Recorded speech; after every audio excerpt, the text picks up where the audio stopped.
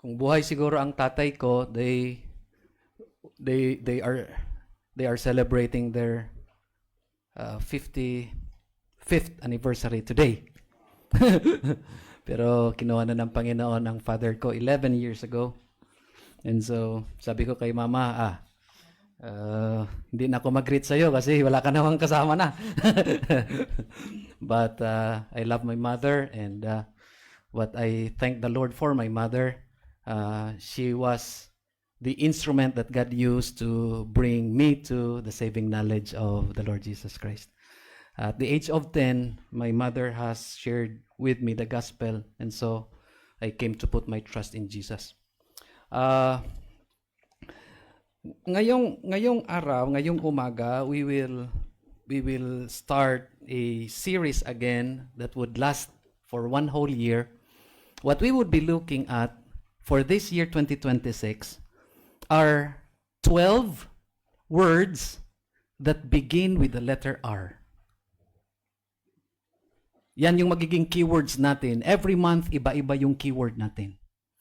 And I hope we would all be able to remember these 12 words by the time na matatapos natin ang taon. And for this month, we will look at this word. Reset. Kasi kailangan natin ito lahat. We all need this. We all need this. Even machinery has to undergo the process of reset. Otherwise, madaling masira yung machinery. You go to Negros, sa Negros, Panay and Negros, there are a number of sugar cane mills. Known ang Negros at Panay sa asukal, sa tubo. And there are a specific time that is set by the owners of the companies to put a stop on all operations. Hindi lang na makapagpahinga ang personnel, but for the machines to reset. We all need that. Lahat tayo. Because we cannot afford, dearly beloved and brethren and friends, we cannot afford to just go through the year 2026 na we will be bringing with us heartaches, burdens from the previous year, dala-dala pa rin natin without going through this process of reset. Lahat tayo, minsan, minds natin magulo.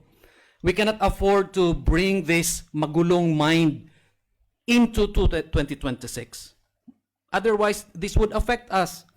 Sometimes we just say na kaya ko ito. Sometimes we just say na I'll just make everything happen for 2026, and we ignore what the mind is telling us. We ignore what the heart is telling us.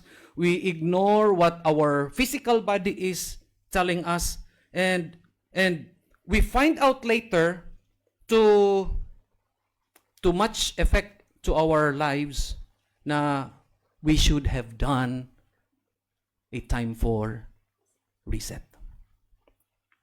God has given Ging and I an opportunity to go through this for 3 days last December 31 to January 2. Wala kaming ginawa, hindi kami namasyal.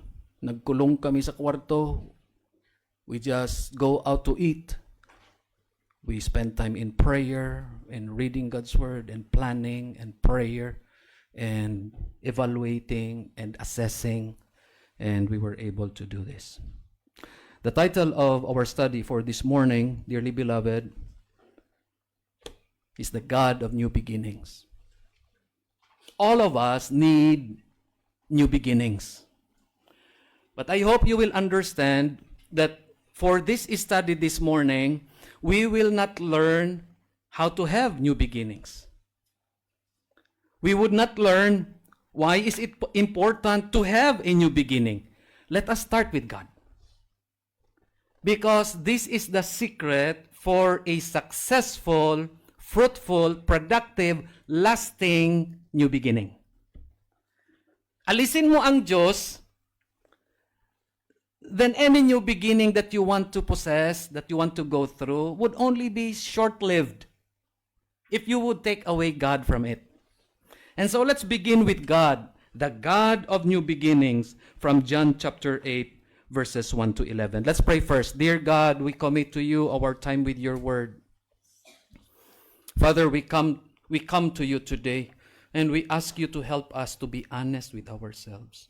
First of all, to look at ourselves not from our own perspective, not from our own point of view, but through your eyes, through the eyes of the Lord Jesus Christ. Help us to assess, evaluate ourselves, where we are right now in our Christian life, where we are right now in our spiritual growth. Help us, dear Father, to hear your voice through this study of your word. Oh, may it be that we would be able to encounter you today. We invite you to minister to us through your word today. We invite you to work in our hearts and minds. We invite that you impress your word into our very being, so that we would be able to respond to the challenge that you will give each one of us through your word today. Father, we pray that you will just give us understanding. We pray that the Holy Spirit will work in each of our lives today. We pray that no one will go out from this place without hearing your voice. We pray, Father, that you will just be gracious and just be merciful to each one of us. Talk to us, Lord, in a personal way today. In Jesus' name, Amen. Each of us, lahat tayo, have experienced our own share of difficulties last year. I would just mention 3, All of us somehow have dealt with failed projects. May mga projects tayo na talagang nag-fail talaga. Babuyan. Piggery yun sa English, no? Manukan. Poultry. Any other project na probably you have started beginning of 2025, much as you wanted that it would prosper, you found it difficult to maintain, eventually, it failed. We dealt with that. If not some of us, most of us, if not most of us, lahat tayo, somehow, had dealt with a failed project. Ito pa, broken relationship. We struggled with that, all of us. Husband, wife, parent-child, cousins, grandparents, grandchildren. We went through the difficulty of watching relationships breaking down. Ikatatlo, missed opportunities. We really wanted to grab every opportunity. Probably some of us had this resolution when 2025 started. Lord, please help me that whatever opportunity would present itself to me, I will have the initiative to just grab it. Pero we realized as 2025 went on, there were many precious opportunities that we lost. Ngayon, some of us, probably, I have to add to that, some of us are still struggling with besetting sins. Mga kasalanan, we wanted to break free, pero natatalo pa rin tayo over and over again.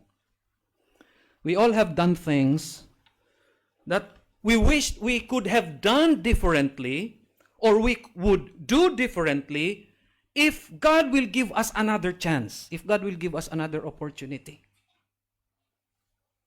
Now, there is this lady who wrote a poem.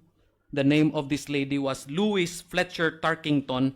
She was able to capture how we feel with regards to our missed opportunities and failed projects and everything, failures, pains, heartaches of 2025. Ito yung sabi niya.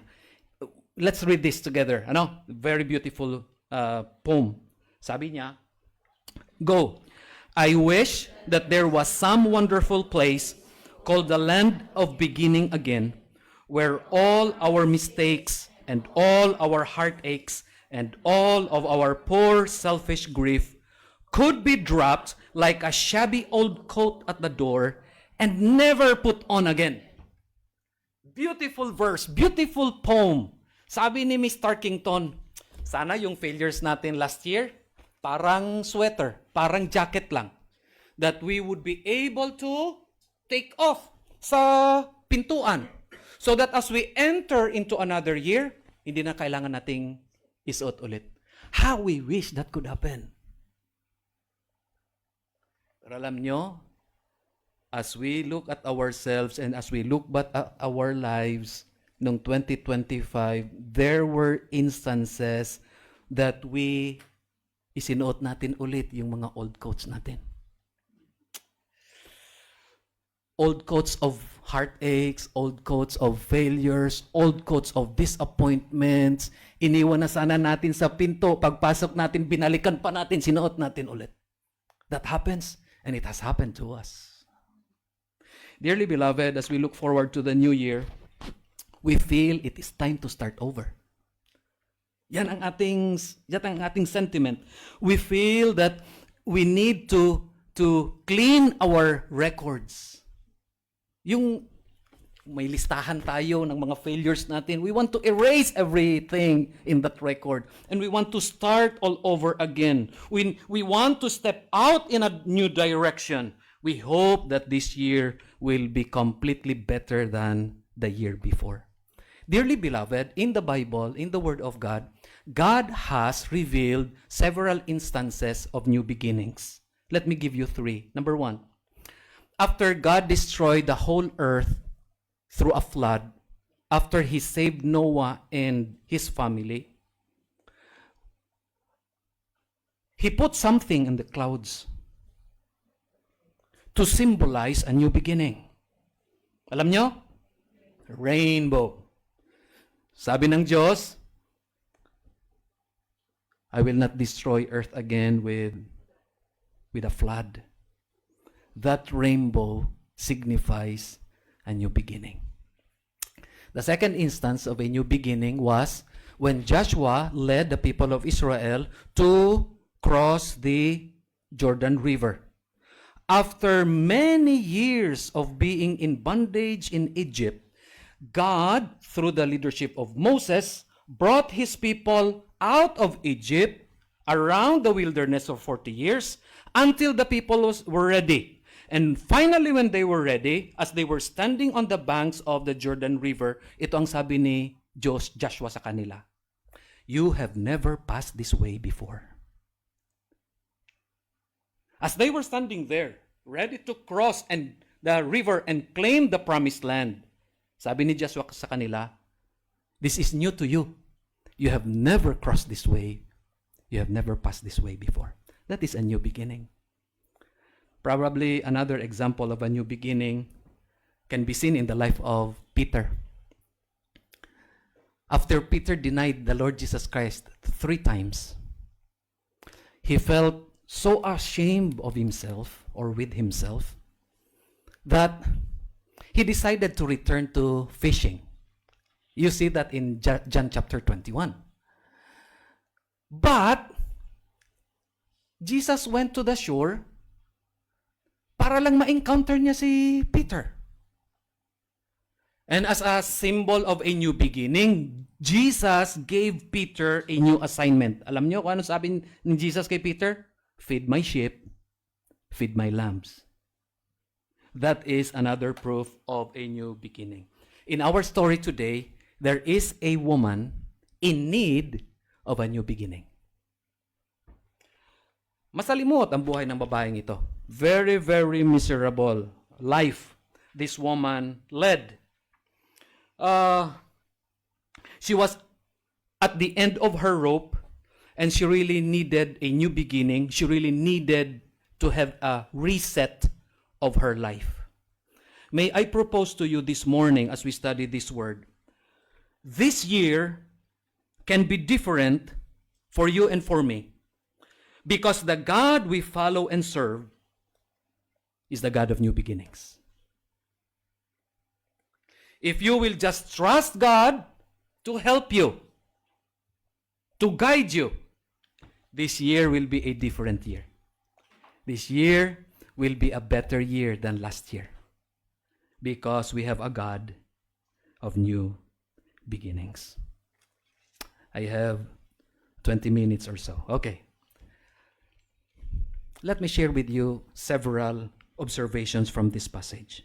Number one, getting a new beginning without God is unachievable.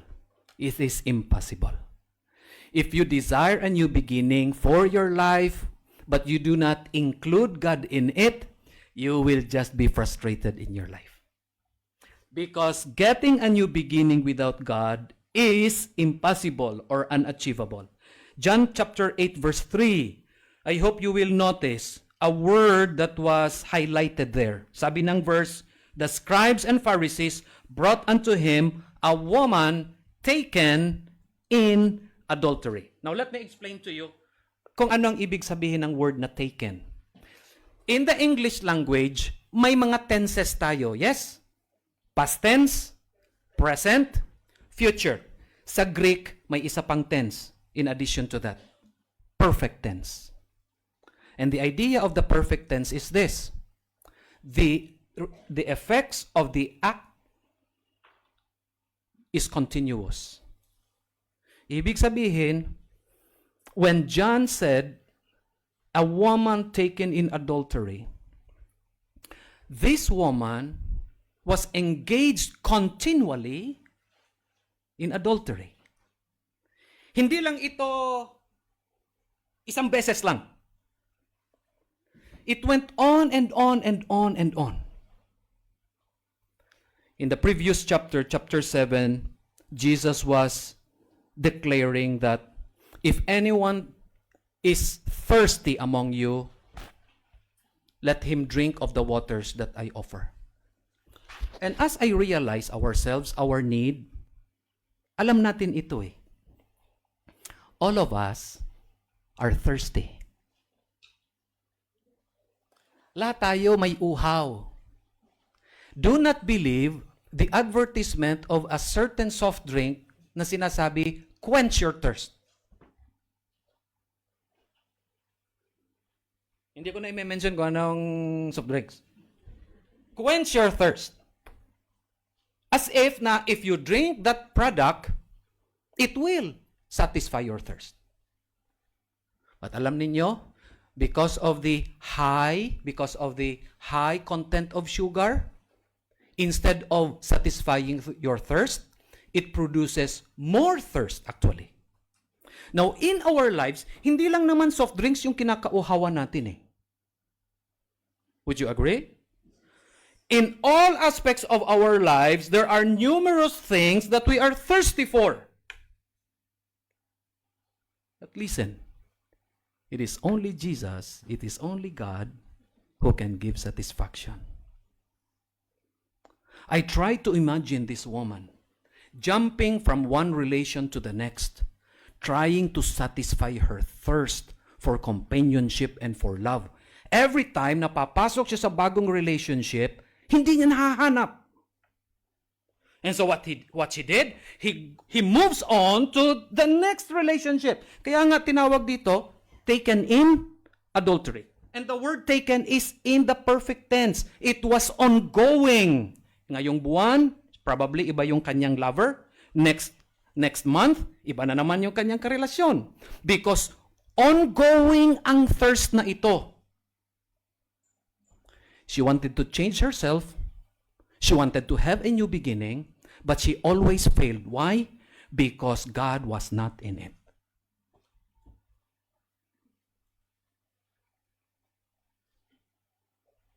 There are so many things that makes us thirsty. There are many things that makes us thirsty.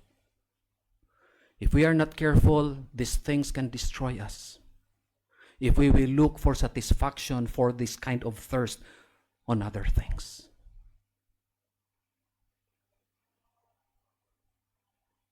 Apart from God, a new beginning is impossible. You always go to God. You always acknowledge that you need a new beginning. You believe that only God can help you get a new beginning. You go to God so that you can have that. Because outside of God, a new beginning is impossible. Second, or before we go to the second part, the Apostle Peter describes a kind of life na pabalik-balik lang. Continually, pabalik-balik lang. Sabi niya sa 2 Peter 2:22, sabi niya, "But it is happened unto them according to the true proverb, the dog is turned to his own vomit again. The sow that was washed to her wallowing in the mire." Ito yung portrait. This is the picture of a life that is without God. This is the picture of a life that is trying to find a new beginning outside of God. Ano ang sabi diyan? Compared to baboy. Kahit liguan mo, gamitan mo na kung ano dyan ng mga the best na mga shampoo. Head and Shoulders. Rejoice. Palmolive. Kahit anong shampoo.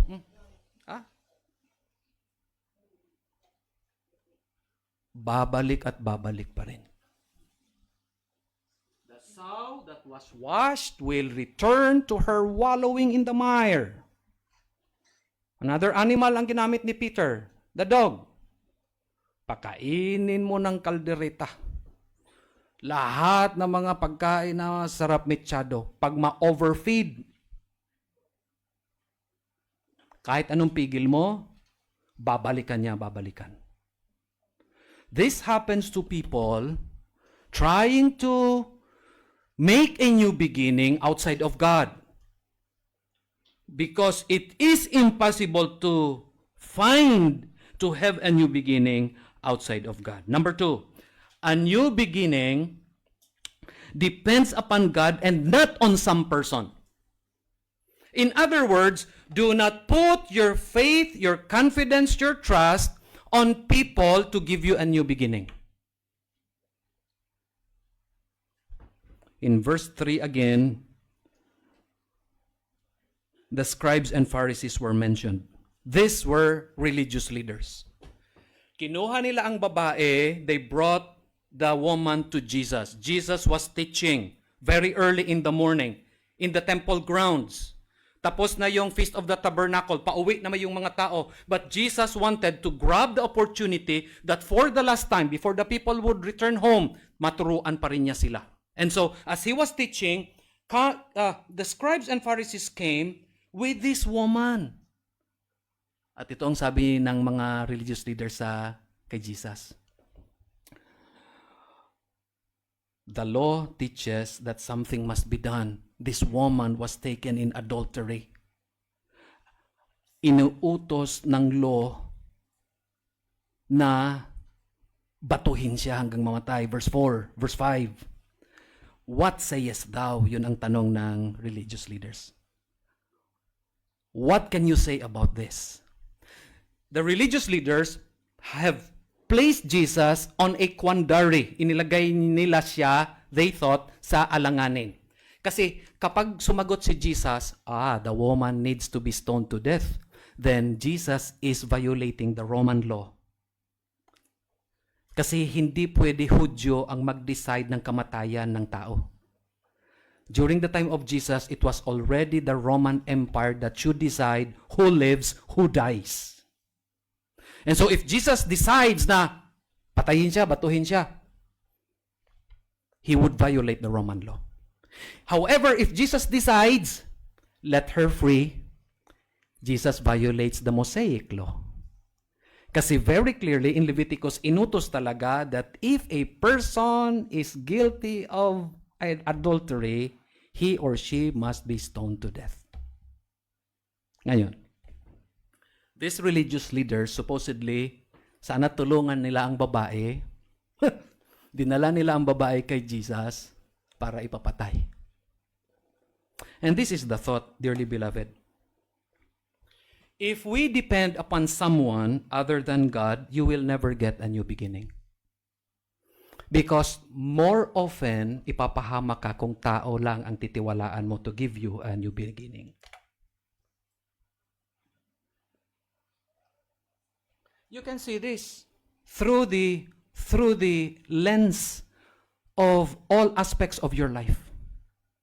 How many times na-experience natin na we approach a person, hingi tayo ng tulong, nanghiram tayo ng pera, we thought na to borrow money means a new beginning for us. Pinahiram ka ng pera. Katapusan, inireklamo ka sa barangay. So, hindi new beginning. The point of God's word is this: do not put your trust in man if you want a new beginning. Put your trust rather in God, because only God can help you get a new beginning. Okay? Wag sa tao. And sometimes that would help us kasi minsan we get frustrated, we get disappointed towards people. Akala mo ganun na talaga kayo. Nung hiningian mo ng tulong for a new beginning, he or she has failed you. So you see? Saan tayo tatakbo? Kanino tayo tatakbo for a new beginning? Because God will not leave us nor forsake us. Because God will protect us. Because God will take care of us. Because God will preserve us. Sa Diyos tayo pupunta for a new beginning. Third, you must be honest with yourself about your need for a new beginning. Be honest. Be honest. If you want a new beginning for your life, first of all, you need to be honest with yourself that truly you need a new beginning. Now, nakaka-amaze dito sa kwento. Sabi sa verse 6, this they said, tempting him, that they might have to accuse him. But Jesus stooped down and with his finger wrote on the ground. The word wrote comes from a word sa original na kung ang ending is "ain", like graphane, that is the word graphane, it means to write. Pero kung ang word may isa pang word before sa graphane, catagraphane, meaning somebody is writing a record against. So nag-iba yung meaning. Yung word na ginamit dito, when Jesus wrote on the ground, ang ginamit na word dito, hindi graphane. Hindi simple lang na nagsulat si Jesus. Ang ginamit is catagraphane. Meaning, Jesus was writing a record against. Against kanino? Sa mga religious leaders. Sa mga tao na nandoon, nanonood at nakikinig. Jesus was writing a record against everybody that was there. Why? Because the religious leaders tried to prove na isa lang ang may kasalanan during the time. Yung adulterous woman lang. When in fact, lahat may kasalanan. And the question for us, dearly beloved, this morning, hindi naman si Jesus nagsusulat na ngayon sa lupa. He is now writing in your heart and in your mind. Would you agree?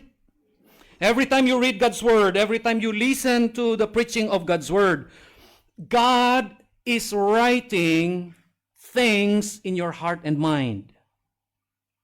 the question for us now, do you agree with God on what He says about your sin?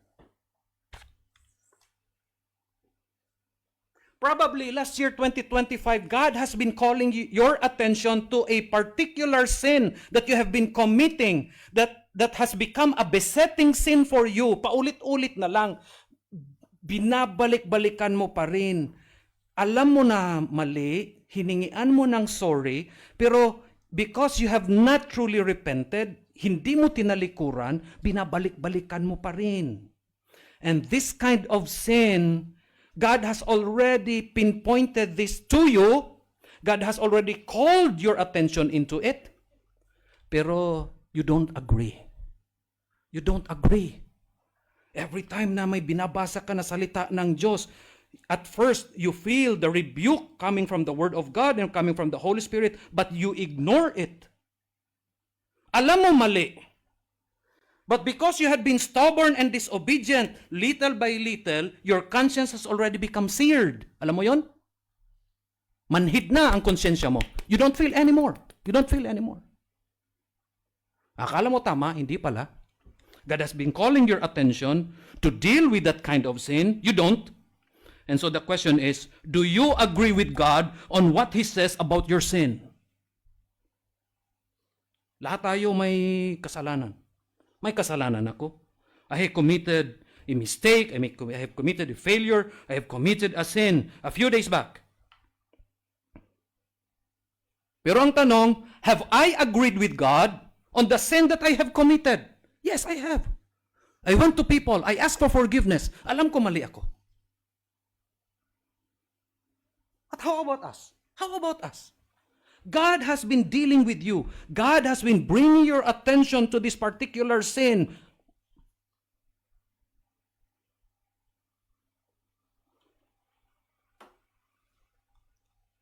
Are we agreeing with Him?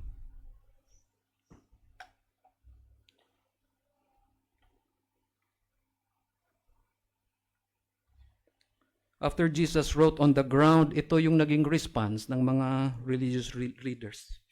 Instead of thinking, instead of being smitten in the heart, instead of realizing na sasabihin nila, Jesus, tama pala Jesus, makasalanan din pala kami, mali pala kami. Look what happened in verse 7. They continued asking Him, Jesus, ano bang masasabi mo nito? After na nagsulat na si Jesus, after Jesus revealed all their sins, still, wala pa yung focus sa kanila pa rin. They kept prodding Jesus what to do about that woman. And so sabi ni Jesus, I agree that this woman needs to be stoned to death.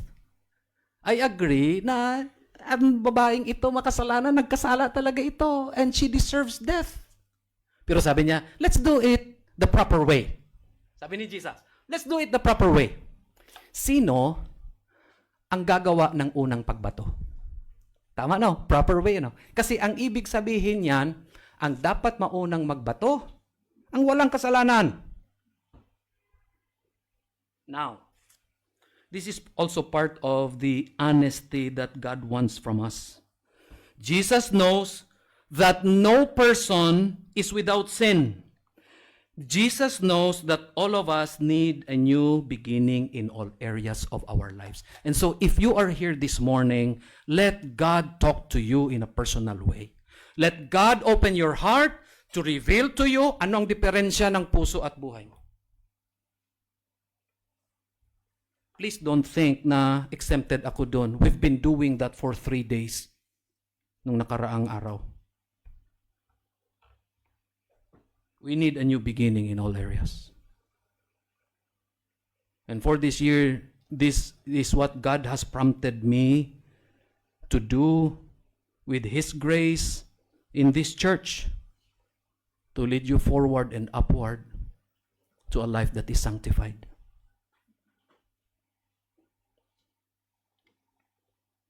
I know I may not become popular because of this, because I will be preaching more and more about sin. Pero, ang prophets, they were not popular. Kinontra sila ng mga tao. We need a new beginning in all areas of our lives. Number 4, if you walk away from God, you will miss out on the new beginning. Now, this is very, very important, dearly beloved, because Jesus has given these people an opportunity to deal with their sin. Pero let's look at verse 9. Sabi ng verse 9, being convicted by their own conscience, instead of responding, they went out one by one from the eldest to the youngest. Instead of responding to Jesus, instead of agreeing with Jesus na, yes, Lord, I need a new beginning, please help me, they were smitten in their conscience. Anong ginawa nila? They walked away. If you walk away from God, you will miss out on the new beginning. When we turn our backs on God, we refuse to receive the new start that He offers. So you are here today, and God has given you this opportunity. Hindi natin alam, this may be your first and last opportunity for this year. Hindi natin alam. But this opportunity that God has given you today, this is to help you realize that you need a new beginning and that you can only get it from God. If you turn your back on God today, you may never get that new beginning that you desire for your life for this year. Wag mong tatalikuran ang Diyos. I hope, I pray, wag mong tatalikuran ang Diyos. I hope and pray hindi lang lulusot ang mensahe ng Diyos para sa iyo today. Hindi lang lulusot sa tenga, kundi diretso sa puso. Finally, the proof of a new beginning is a changed life. Now, let's make this straight, mga kapatid. Kasi baka sasabihin natin, baka iisipin natin, ang new beginning lang, mas marami kang pera for this year. Gusto din ng Panginoon yun para sa iyo, pero hindi yun ang primary na gusto ng Diyos sa iyo. You may think na ang new beginning na gusto mo for this year, mas healthy ka. Okay din. Pero what matters more, gusto ng Diyos para sa iyo, is a changed life. Look, sabi sa verse 11, and Jesus said unto her, neither do I condemn thee. Go and sin no more. Ibig sabihin, this kind of new beginning is not just about a clean past, it is a new direction. Remember that. It is a new direction. Kung ito ang tinatahak mo last year, 2025, at many times you found out na nagsuffer ka, heartbroken ka dito sa daan na to, bakit mo pa babalikan? Alam mo na kung anong resulta. God wants to give you a new beginning, but it means that you need to take a new direction. Go and sin no more. And so for this year, yan yung invitation ni Jesus para sa atin. Go and sin no more. The scars of shame and brokenness brought by sin do not need to be permanent. The desire of the Lord Jesus Christ for each one of us is that even though we are in the dark corners, He will give us a new beginning. Because, listen to this, His grace is greater than our sin. His grace is greater than our shame. Jesus wants to give you a new beginning. There was a song written by Joe Zichterman. The title of the song is Rise Up Again. Some of you may be familiar with this. Let me share with you the first stanza and the chorus. Let's read this together. Very beautiful song. Ready? Though sin has beset you and taken control, though Satan's great strongholds stand fast in your soul, whatever your failure, though great be your fall, God's mercy and pardon are offered to all. This is the chorus.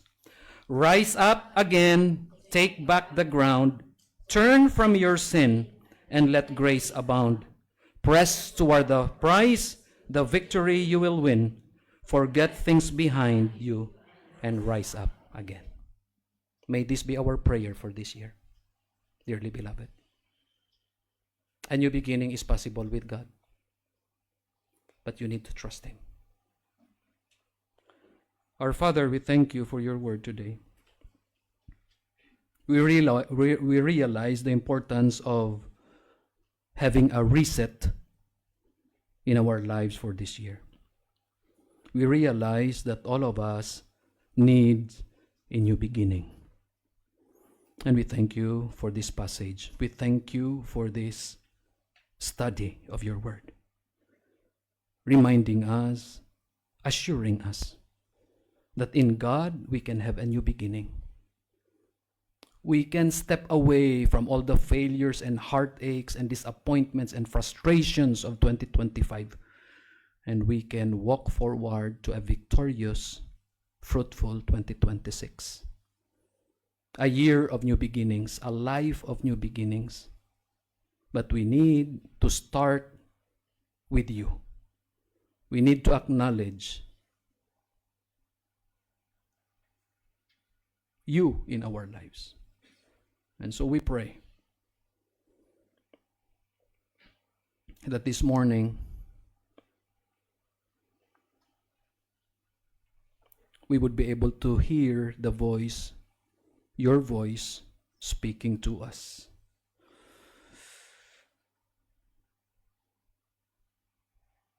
When Jesus extended this altar call, this invitation, everybody walked away. Only the woman remained to receive her new beginning. I pray that all of us would desire the new beginning for our lives. Before I finish my prayer, I would request that your heads will remain bowed, your eyes will remain closed, not looking left and right, not looking in front of you. Just close your eyes and bow your head. I'll just make this simple invitation and altar call.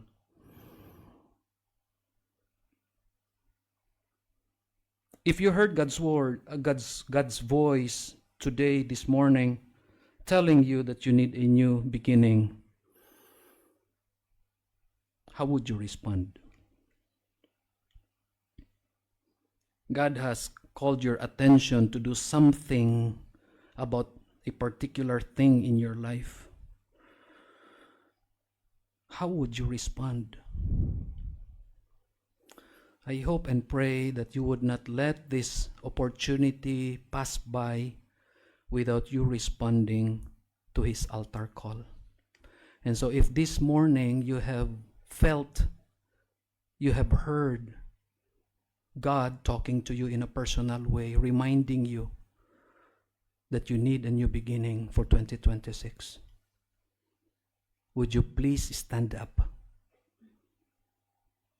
and express your commitment to the Lord that this year you will listen to Him and you will follow Him as He leads you to a new beginning of your life. This is not to pressure you. This is without pressure.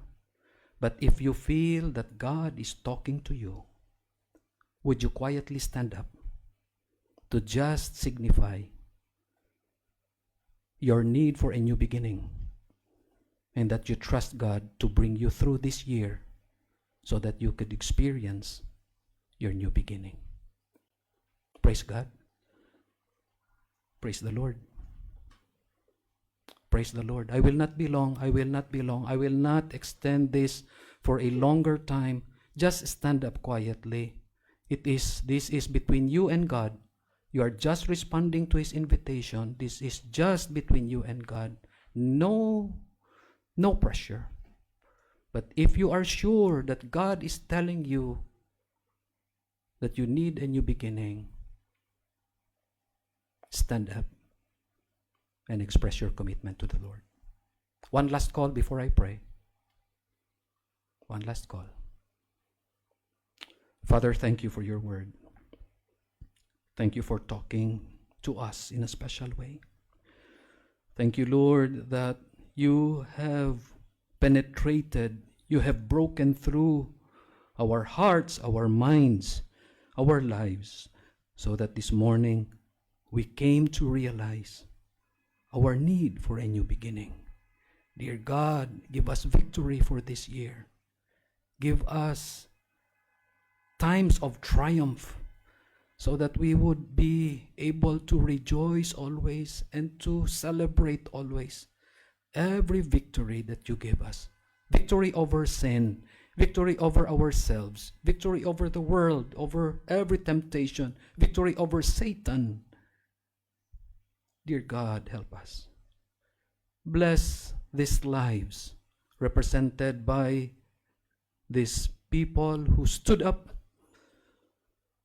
to signify their surrender to you for this year. Bless each one of them.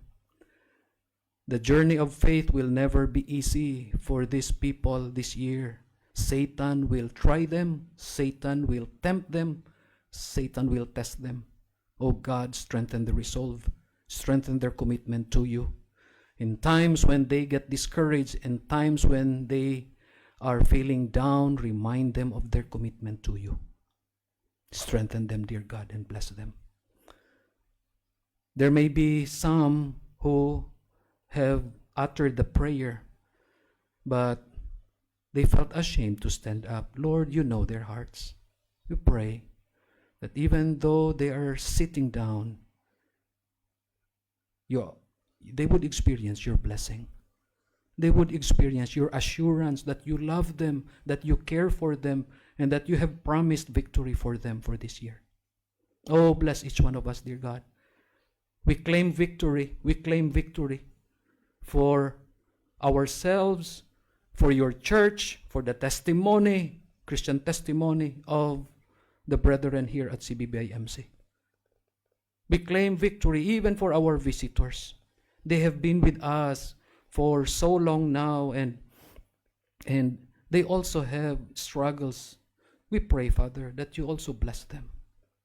We pray for those who have joined us online. Dear God, touch their hearts as well. We need you, Lord. We need you always. We need a new beginning.